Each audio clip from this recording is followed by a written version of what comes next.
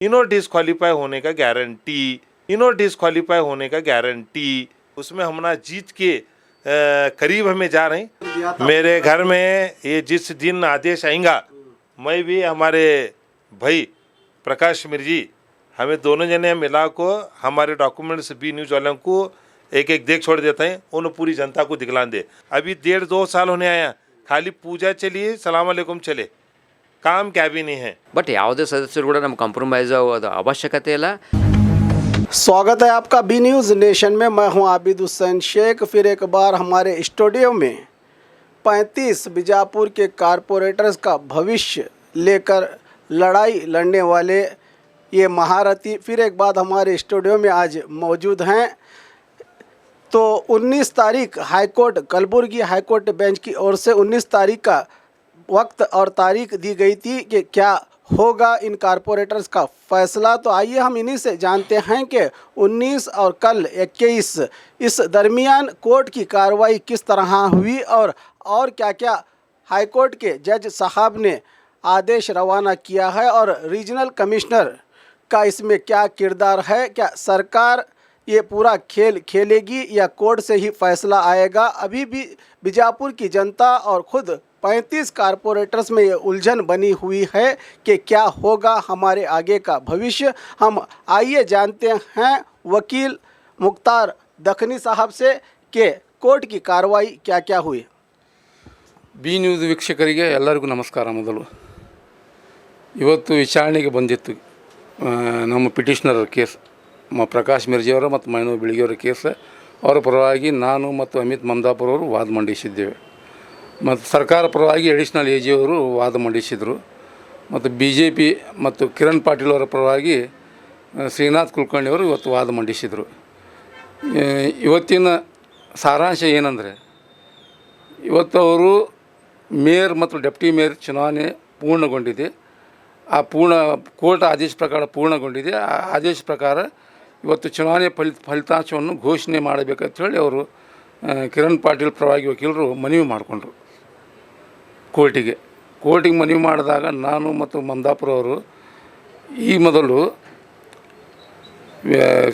ಈ ಪೀಠ ಕೋರ್ಟಿನ ಈ ಪೀಠ ಆದೇಶ ಮಾಡಿತ್ತು, ಇವರು ಆಸ್ತಿ ಘೋಷಣೆ ಮಾಡಿದ್ದಾರೆ ಇಲ್ಲ ಇದರ ಬಗ್ಗೆ ಸಂಪೂರ್ಣ ವರದಿ ಕೋರ್ಟಿಗೆ ಸಲ್ಲಿಸ್ರಿ ಮತ್ತು ಆ ವರದಿ ಆಧಾರದ ಮೇಲೆ ಮುಂದಿನ ಆದೇಶವನ್ನು ಕಾಯ್ದಿರಿಸಲಾಗಿತ್ತು। ಆ ಆದೇಶದ ಪ್ರಕಾರ ಇವತ್ತು ನಾವು ವಾದ ಮಂಡಿಸಿದ್ದೇವೆ। ಅದನ್ನು ಈ ನಡುವೆ 5ನೇ ತಾರೀಕಿಗೆ ರೀಜ್ನಲ್ ಕಮಿಷನರ್ ಬೆಳಗಾವಿ ಅಂದರೆ ಪ್ರಾದೇಶಿಕ ಆಯುಕ್ತರು ಬೆಳಗಾವಿಯವರು ಒಂದು ನೋಟಿಸನ್ನು ಎಲ್ಲ ಸದಸ್ಯರಿಗೆ ಒಂದು ನೋಟಿಸನ್ನು ಜಾರಿ ಮಾಡಿದರು। ತಾವು ಆಸ್ತಿ ಘೋಷಣೆ ಮಾಡಿಲ್ಲ, ಇದರ ಸಲುವಾಗಿ ತಾವು ಸಮಜಾಯಿಷಿ ನನಗೆ ಒಂದು 15 ದಿವಸದೊಳಗೆ ಈ ನೋಟಿಸ್ ಮುಟ್ಟಿದ 15 ದಿವಸದೊಳಗೆ ಉತ್ತರವನ್ನು ನೀಡಬೇಕು, ನಿಮಗೆ ಯಾಕೆ ಅನರ್ಹ ಮಾಡಬಾರ್ದು ಅಂಥೇಳಿ ಒಂದು ನೋಟಿಸ್ ಕೊಟ್ಟಿದ್ದರು। ಗೌರ್ಮೆಂಟ್ ಪರವಾಗಿ ಅಂದರೆ ಸರ್ಕಾರದ ಪರವಾಗಿ ಅಡಿಷನಲ್ ಎ ಜಿ ಅವರು ಹಾಜರಾಗಿ ಅವರು ವಾದ ಮಂಡಿಸಿದರು। ನಾವು 5/2ಕ್ಕೆ ನೋಟಿಸನ್ನು ಜಾರಿ ಮಾಡಿದ್ದೇವೆ, ಅವರು ಅನರ್ಹ ಮಾಡಬೇಕಂತ ಹೇಳಿ ಅದು ವಿಚಾರಣೆ ಹಂತದಲ್ಲಿದೆ, ಅಂದರೆ ಎನ್ಕ್ವೈರಿ ಮಾಡತ್ತಿದೆ। ಅದಕ್ಕಾಗಿ ಈ ಮಹಾಪೌರರ ಮತ್ತು ಉಪಮಹಾಪೌರರ ಚುನಾವಣೆಯನ್ನು ಫಲಿತಾಂಶವನ್ನು ಘೋಷಣೆ ಮಾಡಬಾರ್ದು ಅಂಥೇಳಿ ಅವರು ಮನವಿ ಮಾಡಿದರು। ಅದನ್ನು ಹೈಕೋರ್ಟ್ ಕಲಬುರಗಿ ಪೀಠ ಎತ್ತಿ ಹಿಡಿದು ಮಾರ್ಚ್ ಕೊನೆಯ ವಾರ ಅಂದರೆ 31ರೊಳಗೆ ರೀಜ್ನಲ್ ಕಮಿಷನರ್ ಪ್ರಾದೇಶಿಕ ಆಯುಕ್ತರು ಇವರ ಅನರ್ಹತೆ ಬಗ್ಗೆ ಅದರ ಡಿಸ್ಕ್ವಾಲಿಫಿಕೇಷನ್ ಬಗ್ಗೆ ಒಂದು ಡಿಸಿಷನ್ ತಗೊಂಡು ಅದರ ವರದಿಯನ್ನು ನ್ಯಾಯಾಲಯಕ್ಕೆ ಸಲ್ಲಿಸಬೇಕಂತ ಹೇಳಿ ಆದೇಶ ಮಾಡಿದ್ರು। ಕ್ಲಿಯರ್ ಇರೋದು ಆದೇಶ, ಡಿಸ್ಕ್ವಾಲಿಫಿಕೇಷನ್ ಬಗ್ಗೆ ಒಂದು ನಿರ್ಣಯ ತಗೊಂಡು ಆ ನಿರ್ಣಯವನ್ನು ವರದಿಯನ್ನು ಸಲ್ಲಿಸಬೇಕಂತ ಹೇಳಿ ಇವತ್ತು ಹೈಕೋರ್ಟ್ ಆದೇಶ ನೀಡಿದೆ। ಇಲ್ಲ, ಮೊದಲು ಆದೇಶ ಸರ್ಕಾರಕ್ಕೆ ಅಧಿಕಾರ ಕೊಟ್ಟಿದ್ರು। ಸರ್ಕಾರ ಪರವಾಗಿ RC ಅವರಿಗೆ ಅಧಿಕಾರ ಇದೆ ಡಿಸ್ಕ್ವಾಲಿಫಿಕೇಷನ್ ಮಾಡೋ ಬಗ್ಗೆ, ಅದು ಆದೇಶ ಕಂಟಿನ್ಯೂ ಮಾಡಿದ್ದಾರೆ। ಹಾಂ, ಈಗ ಮುಂದಿನ ವಾದ ಸರ್ ತಮ್ಮದು ಮುಂದಿನ ವಾದ ಏನಿಲ್ಲ, ಇಲ್ಲ ಕ್ಲಿಯರ್ ಸರ್, ಕ್ಲಿಯರ್ ಒಂದು ನಿಖರವಾದ ಆದೇಶ ಇದೆ। RC ಅವ್ರಿಗೆ ಪ್ರಾದೇಶಿಕ ಆಯುಕ್ತರಿಗೆ ಡೈರೆಕ್ಟ್ ಆದೇಶ ಮಾಡಿದೆ ಸರ್ ಹೈಕೋರ್ಟ್ ಮಾರ್ಚ್ 31 ಅಂದರೆ ಕೊನೆಯ ವಾರ ಮಾರ್ಚದ ಕೊನೆಯ ವಾರ ಒಳಗೆ ಒಂದು ತೀರ್ಪನ್ನು ತೆಗೆದುಕೊಂಡು ಅನರ್ಹತೆ ಬಗ್ಗೆ ಸದಸ್ಯರ ಅನರ್ಹತೆ ಅವರು ಅನರ್ಹ ಇದ್ದಾರೆ ಇಲ್ಲ ಅದರ ಬಗ್ಗೆ ತೀರ್ಪು ತೆಗೆದುಕೊಂಡು ಆ ವರದಿಯನ್ನು ಹೈಕೋರ್ಟಿಗೆ ವಾಪಸ್ಬೇಕಂತೇಳಿ ಕ್ಲಿಯರ್ ಆದೇಶ ಆಗಿದೆ. ಇಷ್ಟು ದಿವಸ ಆಗಿದ್ದು ಇದರದ್ದು ನೋಡಿದರೆ ನಿಮ್ಗೆ ಏನು ವಿಶ್ವಾಸ ಇದೆ ಸರ್? ನೀವು ಅದಕ್ಕೆ ಒಂದು ಸ್ವಲ್ಪ ಮುಂದುವಳಿಕೆ ಆಗೈತೆ ನಿಮ್ಮದು ಅಂತ ನಿಮಗೆ ಒಂದು ಸ್ವಲ್ಪ ಸಕ್ಸಸ್ ಸಿಕ್ಕೈತೆ ಅಂತ ಆಗೈತೆ ಅನ್ಸಲತ್ತು? ಹಾಂ, ಇವರ ಹೋರಾಟಕ್ಕೆ ಇದು ಸಿಕ್ಕಿದೆ, ಜಯ ಸಿಕ್ಕಿದೆ, ಒಂದು ಹಂತದ ಜಯ ಸಿಕ್ಕಿದೆ. तो बताइए सर क्या क्या हुआ हाईकोर्ट कलबुर्गी बेंच में जो 19 तारीख को तारीख दी गई थी, उसके बाद क्या क्या कार्रवाई हुई? क्या भविष्य अब भी दांव पर है या आपको कोई उम्मीद जागी है कि आपकी लड़ाई एक हद तक कामयाबी की तरफ पहुंच रही है? क्या इसी तरह तारीख पे तारीख मिलती रहेगी? पहले तो ऐतिहासिक बीजापुर के तमाम जनता को मैं बी न्यूज़ नेशन के जानिब से मैं बी न्यूज़ नेशन का और तमाम जनता का शुक्रिया अदा करता हूं कि वो हमारे इस होराट में हमारी ये जो लड़ाई लड़ी जा रही है कानूनी लड़ाई, इसमें वक्त के साथ साथ हमारे साथ वो खुद भी खड़े होकर इसमें हमारा साथ दे रहे हैं। मैं उन सब जनता का मैं शुक्रिया अदा करता हूं और बी न्यूज़ वालों का भी मैं शुक्रिया अदा करता हूं। पहली बात तो ये जो कानूनी लड़ाई है, ये कानूनी लड़ाई ऐसी है, ये पिछले जो 19 तारीख को जो ऑर्डर आना था वो किसी कारण से डेट पड़ गई थी 5 तारीख या फिर ये फर्स्ट वीक में, लेकिन आज बीजेपी वालों ने खुद जा कर के आए मनो में क्या एक एप्लीकेशन देकर एडवांसमेंट देकर केस को ऊपर लिया।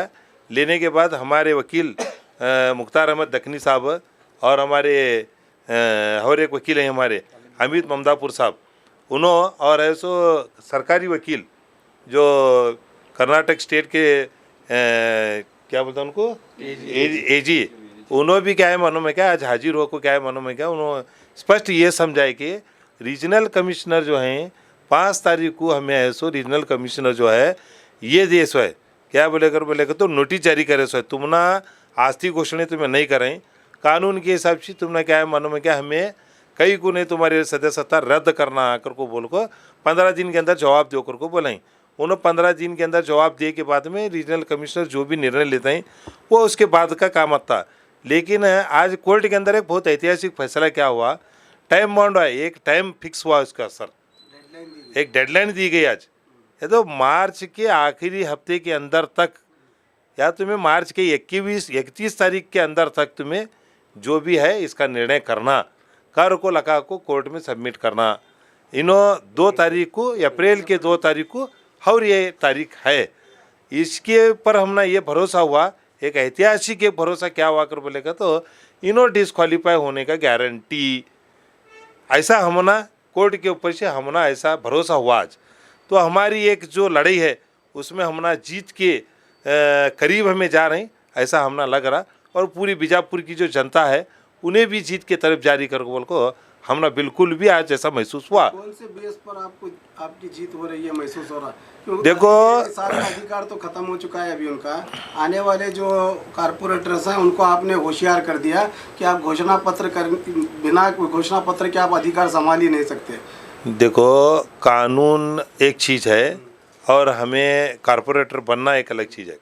कारपोरेटर बनने के बाद में पूरी जनता को भी ये मालूम होना कि कानून क्या क्या है, हमारे बच्चों को भी आने वाली हमारी पीढ़ियों को भी ये बात मालूम होना ये कानून क्या है और कानून के हिसाब से चलता देश। आप भी एक वक्त में पूर्व कारपोरेटर रह चुके हैं कि आपने भी घोषणा पत्र दिया था? मेरे घर में ये जिस दिन आदेश आएगा मैं भी हमारे भाई प्रकाश मिर्जी हमें दोनों जने मिला को हमारे डॉक्यूमेंट्स बी न्यूज़ वालों को एक एक देख छोड़ देते हैं, उन्हें पूरी जनता को दिखला दे।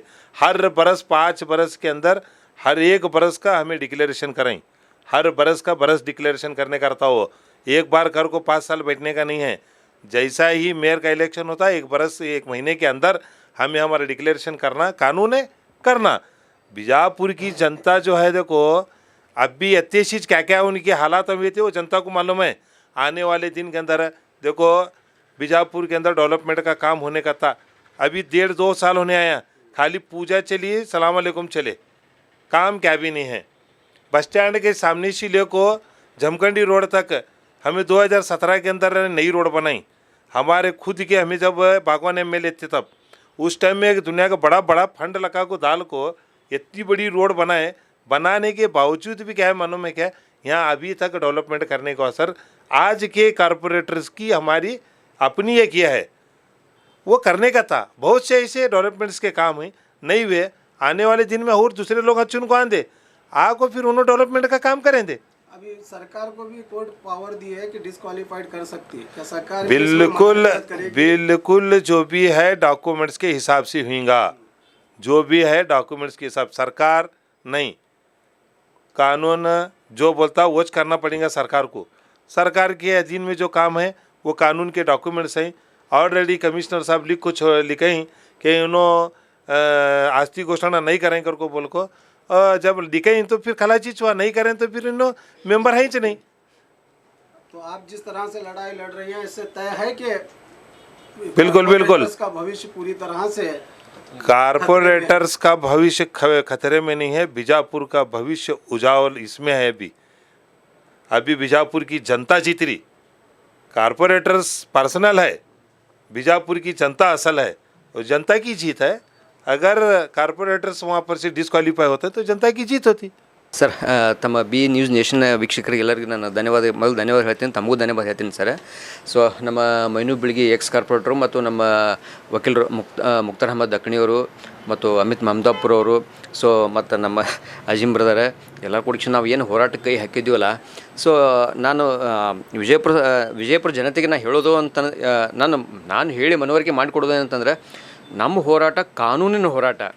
ಯಾರ ವೈಯಕ್ತಿಕವಾಗಿ ಯಾರ ಜೊತೆನೂ ನಮ್ಮದು ವೈಯಕ್ತಿಕವಾದ ವೈರತ್ವವಿಲ್ಲ.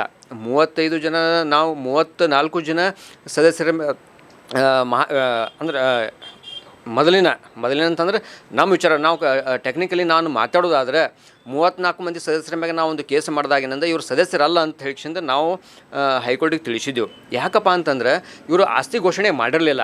ಇದಕ್ಕಿಂತ ಮುಂಚಿತವಾಗಿ ನಾವು ಸರ್ಕಾರಕ್ಕೆ, ಮತ್ತು ಸರ್ಕಾರ ಅಂದರೆ ಇದಕ್ಕಿಂತ ಮೊದಲು ತಮ್ಮ ಚಾನಲ್ ಮುಖಾಂತರ ನಾವು ಸಾರ್ವಜನಿಕರಿಗೆ ಹೇಳಿದೆವು. ಆವಾಗ ನಾವು ವಿಜಯಪುರ ಮಹಾನಗರ ಪಾಲಿಕೆ ಕಮಿಷನರ್, ಜಿಲ್ಲಾಧಿಕಾರಿಗೆ, RC ಅವರಿಗೆ, ಸರ್ಕಾರಕ್ಕೆ ಎಲ್ಲರಿಗೂ ತಿಳಿಸಿದ್ದು ನಾವು. ಇವರು 34 ಜನ ಮಹಾನಗರ ಪಾಲಿಕೆ ಸದಸ್ಯರು ತಮ್ಮ ಆಸ್ತಿ ಘೋಷಣೆ ಮಾಡಿಲ್ಲ. ಸೊ ಅದಕ್ಕೆ ಅವರು ತಮ್ಮ ಜಾಗದಲ್ಲಿ ಮುಂದುವರ್ಲಿಕ್ಕೆ ಅನರ್ಹರು. ಸೊ ಅದಕ್ಕೆ ನೀವು ಅವ್ರ ಮ್ಯಾಗೆ ಆ್ಯಕ್ಷನ್ ತೊಗೊರಿ ಅಂತ ನಾವು ಹೇಳಿದ ಬಳಿಕ ಸರ್ಕಾರ ಅವ್ರ ಮ್ಯಾಗೆ ಆ್ಯಕ್ಷನ್ ತೊಗೊಳ್ಳಿಲ್ಲ, ಯಾವುದೇ ರೀತಿಯ ಆ್ಯಕ್ಷನ್ ತೊಗೊಳ್ಳಿಲ್ಲ. ಸೊ ಅದಕ್ಕೆ ನಮಗೆ ಬೇರೆ ದಾರಿ ಇರಲಾರ್ದೆ ನಾವು ಗುಲ್ಬರ್ಗ ಹೈಕೋರ್ಟ್ದಾಗ ಒಂದು ರಿಟ್ ಪಿಟಿಷನ್ ನಾವು ದಾವೆ ಮಾಡಿದೆವು. ದಾವೆ ಮಾಡಿದ ಪ್ರಕಾರ ಎಷ್ಟೋ ಈಗ ಡೇಟ್ಗಳು ಹೋದು ಎಲ್ಲ ಆಯಿತು. ಸೊ ತದನಂತರ ಮೊನ್ನೆ 12ನೇ ತಾರೀಕಿಗೆ ಉಪಮೇಯರ್ ಎಲೆಕ್ಷನ್ ಆಯಿತು. ಕೋರ್ಟದ ಆದೇಶದ ಪ್ರಕಾರ ಅದು 19ನೇ ತಾರೀಕಿಗೆ ಅಂದರೆ ನಿನ್ನೆಲ್ಲ ಮೊನ್ನೆ 19ನೇ ತಾರೀಕಿಗೆ ತಂದು ಪ್ರೊಸೀಡಿಂಗ್ಸ್ ಎಲ್ಲ ಉಪಮೇಯರ್ಸ್ ಪ್ರೊಸೀಡಿಂಗ್ಸ್ ಮತ್ತು ಮೇಯರ್ ಪ್ರೊಸೀಡಿಂಗ್ಸ್ ಎಲೆಕ್ಷನ್ ಪ್ರೊಸೀಡಿಂಗ್ಸ್ ತಂದು ಹಾಜರುಪಡಿಸಬೇಕಂತ 19ನೇ ತಾರೀಕಿಗಿತ್ತು. ಬಟ್ ಯಾವುದೋ ಕಾರಣದಿಂದ ಅವತ್ತಿನ ದಿನ ನ್ಯಾಯಾಧೀಶರು ಲೀವ್ ಮ್ಯಾಗಿದ್ದರು. ಅದಕ್ಕಾಗಿ ಡೇಟ್ ಮಾರ್ಚ್ 5ನೇ ತಾರೀಕಿಗೆ ಅಂತ ಹೇಳಿಕೆಶಿಂದ ಆಗಿತ್ತು.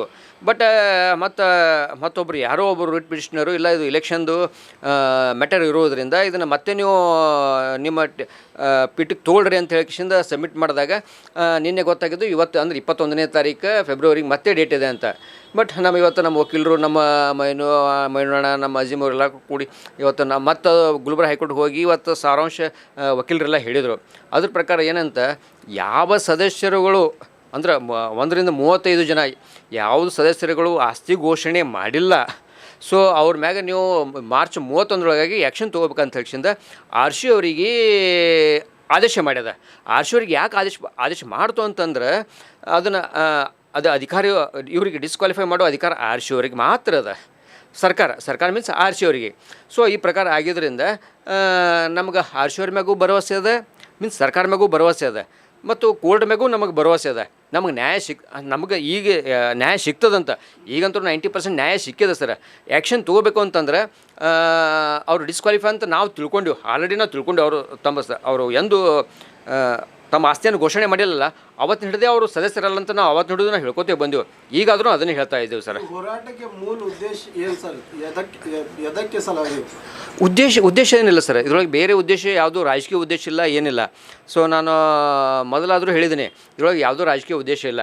ಯಾಕಂದರೆ ನಾನು ಒಬ್ಬ BJP ಮಾಜಿ ಮಹಾನಗರ ಪಾಲಿಕೆ ಸದಸ್ಯ. ನಾನು 3 ಟೈಮ್ ವಿಜಯಪುರ ಮಹಾನಗರ ಎರಡು ಸಲ ನಗರಸಭೆಗೆ ಆರಿಸಿ ಬಂದಿದೆ, ಒಂದು ಸಲ ಮಹಾನಗರ ಪಾಲಿಕೆ ಆರಿಸಿ ಬಂದಿದೆ. ನಾನು BJPಯಿಂದ, ಮೈನು ಅಣ್ಣ ಕಾಂಗ್ರೆಸ್ದಿಂದ. ಇದು ಮೊದಲಾಗಿ ನಾನು ಸಾರ್ವಜನಿಕರಿಗೆ ಜನತೆಗೆ ಹೇಳೋದಂತಂದರೆ ಇದು ಪಕ್ಷಾತೀತವಾದ ಹೋರಾಟ. ಮತ್ತು ನಿಮಗೆ ಮೊದಲೇ ನಾನು ಹೇಳಿದ್ದೀನಿ, ಇದು ಯಾವುದೇ ವೈರತ್ವದ ಹೋರಾಟ ಅಲ್ಲ. ನಮ್ಮದು ಕಾನೂನು ಅಡಿಯೊಳಗೆ ನಾವು ಹೋರಾಟ ಮಾಡ್ತೀವಿ. ಕಾನೂನು ಅದ sir, Karnataka municipal corporation act ಪ್ರಕಾರ. ಸೊ ಅದು ಆ್ಯಕ್ಟ್ ಪ್ರಕಾರ ನಾವು ಡಾಕ್ಯುಮೆಂಟ್ ಸಬ್ಮಿಟ್ ನಾವು ಹೈಕೋರ್ಟಿಗೂ ಮಾಡಿದ ಬಳಿಕನೇ ಈ ಥರ ನಮ್ಗೆ ಸಕ್ಸಸ್ ಸಿಗ್ತಾ ಹೋಗ್ತಾ ಇದೆ ಅಂತ ನಾನು ಹೇಳ್ತಾ ಇದ್ದೀನಿ ಸರ್. ಸಕ್ಸಸ್ ಸಿಗುತ್ತಾನ ನೀವು ಹೋರಾಟ ಬಿಡಂಗಿಲ್ಲ? ಇಲ್ಲ ಸರ್. ಪ್ರಭಾವಿ ರಾಜನೀತಿ ಬಂದ್ಕೋದಕ್ಕೆ ಏನು ಕಾಂಪ್ರಮೈಸ್ ಆಗೋದು ಮುಂದಿನ ಏನು ಉದ್ದೇಶ ಇಟ್ಕೊಂಡಿರೇನು ಸರ್ ಅಂತ ಏನು ಕಮೆಂಟ್ ಸರ್? ರೂಮರ್ಸ್ ಅವ ಸರ್, ವಿಜಯಪುರದಲ್ಲಿ ರೂಮರ್ಸ್ ಅವ. ಇಲ್ಲ ಸೊ ಇವ್ರು ಕಾಂಪ್ರಮೈಸ್ ಆಗಬಹುದು ಅಂತ ಹೇಳಿಕಿಂದ. ಬಟ್ ಯಾವುದೇ ಸದಸ್ಯರು ಕೂಡ ನಮ್ಮ ಕಾಂಪ್ರಮೈಸ್ ಅದು ಅವಶ್ಯಕತೆ ಇಲ್ಲ. ನಾವು ಕಾನೂನುಬದ್ಧವಾಗಿ ಹೋರಾಟ ಮಾಡ್ತಾ ಇದ್ದೀವಿ. ಸೊ ಅದಕ್ಕೆ ಯಾವುದೇ ಕಾಂಪ್ರಮೈಸ್ ಒಳಗೆ ಯಾವುದೇ ಕಾಂಪ್ರಮೈಸ್ ಇಲ್ಲ. ಡಿಸಿಷನ್ ಆಕಸ್ಮಿಕ ಏನಾದರೂ ಮತ್ತೆ ಮುಂದೆ ಕಾನೂನು ಹೋರಾಟಕ್ಕೆ ನೀವು ತಯಾರಿ? Sure sir, 100%. ಇದರೊಳಗೆ ಏನು ನೋ ಡೌಟ್ ಸರ್. ಸೊ ನಾವು ರೆಡಿ ಇದ್ದೀವಿ. ನಮ್ಮ ಮೈನು ಬೆಳಗ್ಗೆಯು ಮತ್ತು ನಮ್ಮ ವಕೀಲರು ಅವರಂತೂ ಯಾವಾಗಲೂ ನಮ್ಗೆ ರಾತ್ರಿ ಹಗಲು ನಮ್ಮ ಜೊತೆ ಇದ್ದಾರೆ. ನಮ್ಮದು ಟೀಮೇ ಅದ, ಅಜಿಮರು ಹಿಡ್ಕೊಂಡು ಈ RC ಅವ್ರು ಇವ್ರ ಮ್ಯಾಗೆ ಆ್ಯಕ್ಷನ್ ತೊಗೊಳ್ಳೋದೇ ಹೋದ್ರೆ, ಮಾನ್ಯ ರೀಜನಲ್ ಕಮಿಷನರ್ ಇವ್ರ ಮ್ಯಾಗೆ ಕ್ರಮ ಕೈಗೊಳ್ಳೋದೇ ಹೋದರೆ ಮತ್ತೆ ನಾವು ಕಾನೂನು ಹೋರಾಟ ಮಾಡ್ಲಿಕ್ಕೆ ನಾವು ಮುಂದೆ ಕೋರ್ಟಿಗೆ ಹೋಗ್ಲಕ್ಕೂ ನಾವು ತಯಾರಿದ್ದೀವಿ ಅಂತ ಹೇಳಿ. ಕಾಂಗ್ರೆಸ್ ಅವರು ರೀಜನಲ್ ಕಮಿಷನರ್ ಮೇಲೆ ಆರೋಪ ಮಾಡಿ ಅದು ಇದರ ಪ್ರಕಾರ ಮಾಡಿಲ್ಲ, ಕಾನೂನು ಪ್ರಕಾರ ಮಾಡಿಲ್ಲ, ಒಂದೇ ಸೈಡ್ ಒಂದೇ ಪಕ್ಷಕ್ಕೆ ಇದು ಮಾಡ್ಯಾರ, ಗಡಬಡಿ ಮಾಡ್ಯಾರ ಅಂತ ಇದು ಮಾಡಿ ಸರ್ ಹೋರಾಟ ಮಾಡಿದ್ದು ಆ ದಿವಸ ಡೆಪ್ಯೂಟಿ ಮೇಯರ್ದು ಕಂಟಿನ್ಯೂ ಮಾಡ್ಲಾಗೆ. ಸರ್ ಅದಕ್ಕೆ ಕೋರ್ಟ್ ಅದ ಸರ್, ಕೋರ್ಟ್ ಹೇಳ್ತದೆ ಸರ್. ಅದಕ್ಕೆ ನಾನು ಉತ್ತರ ಕೊಡ್ಲಿಕ್ಕೆ ಇದು ಇಲ್ಲ ಸರ್, ಯಾಕಂದ್ರೆ ಅದ್ರ ಬಗ್ಗೆ ಇರಲಿಲ್ಲ. ಬಟ್ ಅದು ಏನದ ಕೋರ್ಟ್ ಹೇಳುತ್ತೆ ಸರ್. ಕಮಿಷನರ್ ಕೆಲಸಕ್ಕೆ ಏನು ನಿಮ್ಮದು ಆರೋಪ ಇದೆ, ಅವರು ಸಿನ್ಸಿಯರಿ ಮಾಡ್ಲಾಗ್ಯಾರ? ಅವ್ರು ಸಿನ್ಸಿಯರಾಗಿ ಕೆಲಸ ಮಾಡ್ತಾ ಇದ್ದಾರೆ ಸರ್.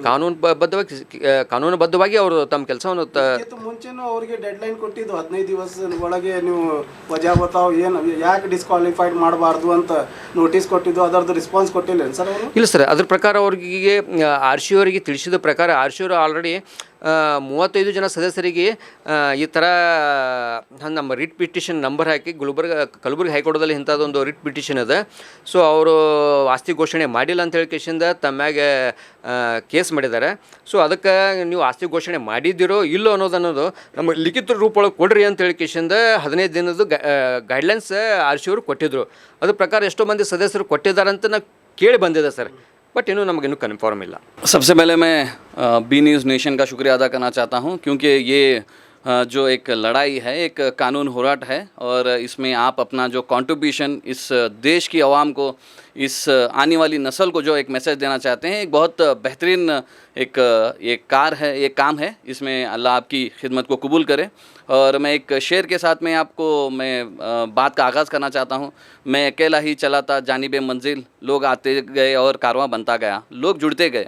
इसमें जुड़ने का मकसद सिर्फ यही है कि ये जो एक पूरी मुहिम थी, इसमें जिस तरीके से लोग जुड़ते गए हैं, उसमें कॉरपोरेशन का एक जो रोल है, RC का एक रोल है, गवर्नमेंट का एक रोल है.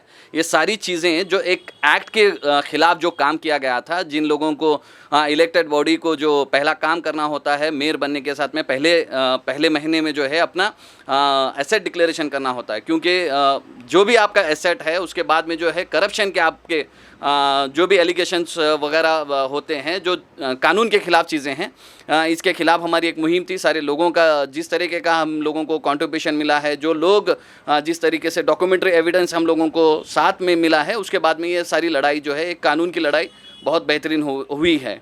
आज जो एक हिस्टोरिकल एक जजमेंट मैं बोलता हूँ, ये जजमेंट इंटेम ऑर्डर है, लेकिन इंटेम ऑर्डर एक ऐसा इंटेम ऑर्डर है जो पूरी देश की जो इलेक्टेड बॉडी है उसके लिए एक स्ट्रांग मैसेज है. जो जब भी आप इलेक्शन चुन कर आएंगे, जब भी आपका अध्यक्ष मेयर जो भी बनाया जाएगा, उसके बाद में आपको सबसे पहला काम जो है आपका एसेट डिक्लेरेशन करना होगा. ये मैसेज जो है आज कोर्ट की तरफ से हमें मिला है. और इस सारी मुहिम में जो है बहुत सारी अटकलें लगी गई हुई थी कि बहुत सारे लोगों का एलिगेशन था कि ये केस जो है बहुत लंबा चलेगा। तो आज टाइम बॉन्ड सेट किया गया है। मार्च आखिरी वीक में जो है रीजनल कमिश्नर अपनी पूरी जो भी प्रोसेस है, जो भी उनकी ऑर्डर्स हैं या जो भी एक्शन है वो लेकर कोर्ट में सबमिट करें, ना कि वो उसका फैसला करें।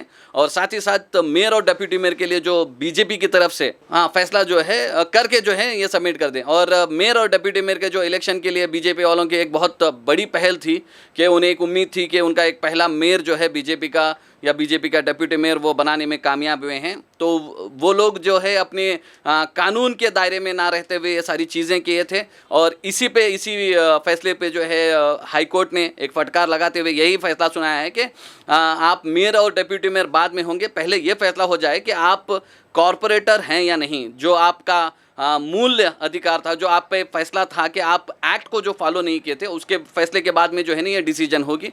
तो मुझे उम्मीद है कि आने वाले दिनों में बहुत जल्द जो है इसका फैसला होगा। और हमें उम्मीद इसलिए है कि जो एक्ट का, जो कॉरपोरेशन एक्ट के विरुद्ध जो इन लोगों ने काम किया है, तो इससे दूसरा उसमें ऑप्शन नहीं है। इसमें सीधा सीधा एक ही फैसला होना है डिस्क्वालीफाई का। डिस्क्वालिफिकेशन होने की हमें उम्मीद ज़्यादा है, क्योंकि पिछले दिनों में हमने देखा है यही रीजनल कमिश्नर बेलगाम में जो है 2 कॉरपोरेटर्स को डिस्क्वालीफाई ऑलरेडी कर चुके हैं।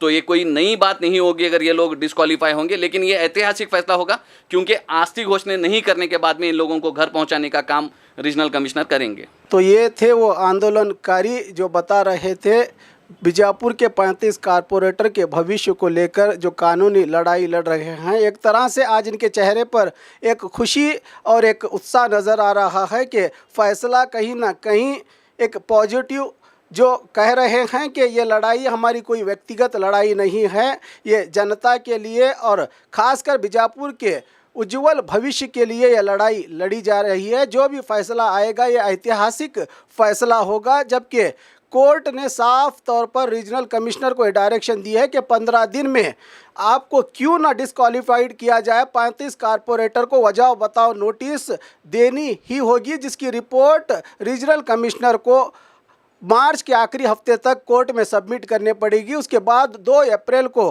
फैसला होगा इन 35 कारपोरेटर्स के भविष्य का। तो ये तो वक्त ही बताएगा कि क्या फ़ैसला होगा। अब 1 महीना फिर इंतज़ार करना पड़ेगा अब शहर की जनता को कि क्या आएगा फ़ैसला, क्या यूं ही मिलती रहेगी तारीख पे तारीख। मैं कैमरामैन सुफियान के साथ Abid Hussain Shaikh, B News Nation Bijapur.